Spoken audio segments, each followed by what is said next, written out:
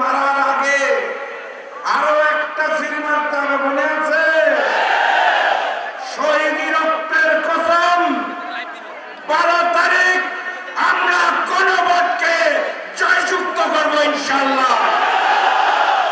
সংগ্রামী সাথী এবং বন্ধুগণ, নোয়াখালীর 6টি আসন, 4টিতে দাঁড়িপাল্লা, 2টিতে সাতলাকলি, এই 6টি আসন আগামী দিনের প্রধানমন্ত্রী ডাক্তার শফিকুর রহমানকে উপহার দিতে হবে। প্রস্তুত আছেন? ওই যে দখলদার, লুটেরা, চাঁদাবাজ যারা 12 তারিখ কেন্দ্র দখল করতে আসবে, তখন কি করবেন? রুখে দিতে পারবেন? 11 তারিখ রাত থেকে 12 তারিখ ফলাফল ঘোষণার আগ পর্যন্ত নোয়াখালীর সকল ছাত্র এবং যুব ভাইরা প্রস্তুত হয়ে যান।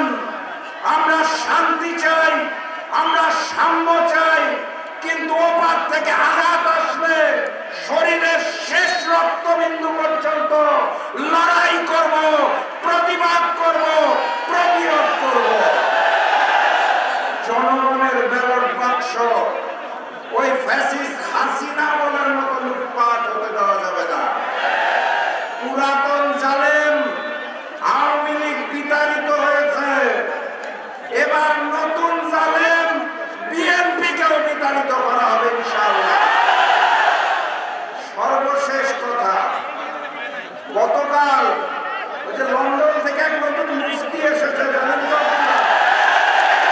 উনি গতকাল বলেছেন 16 বছর উনি নাকি আন্দোলন সংগ্রামে জামাত শিবিরকে কোথাও দেখতে পান না।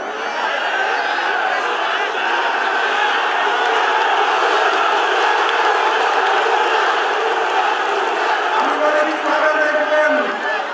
দেখার তো আপনার উপায় ছিল না, আপনি নিজেই তো পলাতক ছিলেন 17 বছর। 17 বছর ভিডিও কলে রাজনীতি করে জনগণ আপনাকে গুপ্ত বলে, সেই দুঃখে এখন আপনি জামাত শিবিরকে গুপ্ত বলতে চান। ওই শেখ হাসিনার বয়ানে বাংলাদেশের রাজনীতি চলবে না। দিল্লির চশমা চোখ থেকে খুলে বাংলাদেশের রাজনীতি করুন, আপনাকে আমন্ত্রণ জানাবো। নতুবা ফ্যাসিস্ট হাসিনার মতো রিটার্ন টিকিট রেডি করুন।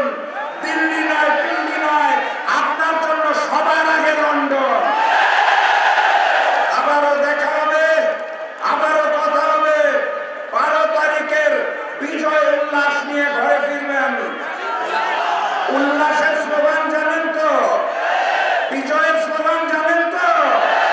জালিমদের যে স্লোগান শুনে বুকে কাঁপন ধরে, সেই স্লোগান জানেন তো? তাহলে শুনিয়ে দিন, নারায়ে তাকবীর, নারায়ে তাকবীর, নারায়ে তাকবীর। দেখা হবে বিজয়ে, বিজয়ের পথে যাত্রা শুরু। জীবন